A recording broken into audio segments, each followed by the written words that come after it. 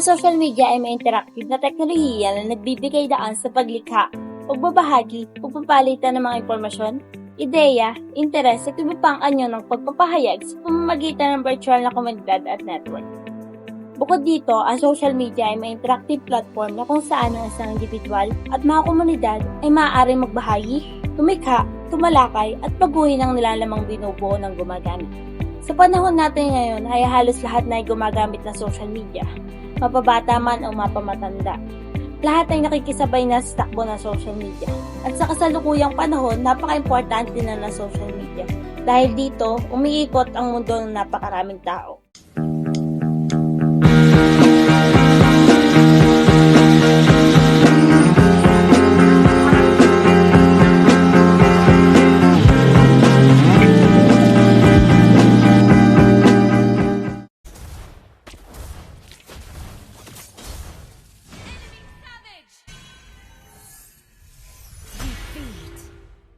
Ako si J.R. Dilog, 17 years old, nag-aaral sa Pansol Integrated National High School. Isa ako sa player ng ML.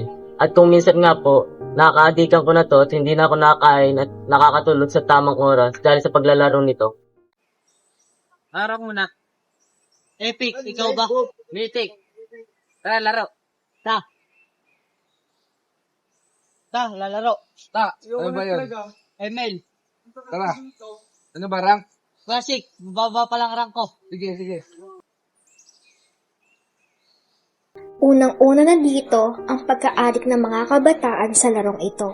Sa puntong, hindi na sila kumakain at napupuyat kalalaro nito. Anak, kain na tayo. Niluto ko yung paborito mo. Mamaya na ma, ang intense na laro, championship eh. Alam mo naman, importante din ang pagkain. Ma, championship to eh, di pwedeng bitawan. Anak, mahalaga ang laro mo. Pero mas mahalaga ang kalusugan mo. Kailangan mo rin kumain ng maayos. Ma, sandali lang to. Professional player na ako sa email. Alam kong ginagawa ko. Paano kung maubusan ka ng lakas dahil sa gutom? Paano ka na maglalaro ng maayos? Kaya nga merong lifestyle para sa ganyang sitwasyon.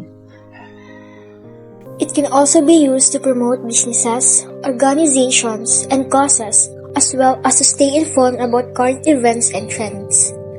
Additionally, social media can help build relationships with others, allowing us to interact with people from around the world and build meaningful connections. Ako po sa MJ Carolio, 17 years old, nag-aaral sa Pansol Integrated National High School. Masasabi ko pong malaki ang naitutulong sa akin ng social media dahil dito nakakakuha ako ng impormasyon na nagagamit ko sa aking pag-aaral. Hala, nasaan na kaya yun? Hindi ko makita. Uy, sino nga yung ama ng evolution? Hindi ko maalala eh. Just may search yung aming cellphone screen lang. Nurse Darwin? Ayun! Ilan lamang ang mga iyan sa mga naitutulong sa atin ng social media. Ngunit, mayroong talagang mga pagkakataon hindi natin dapat hayaan na maubos ang ating oras ng dahil lamang sa paggamit ng social media at kabilang na rin dito ang mga ilang laro.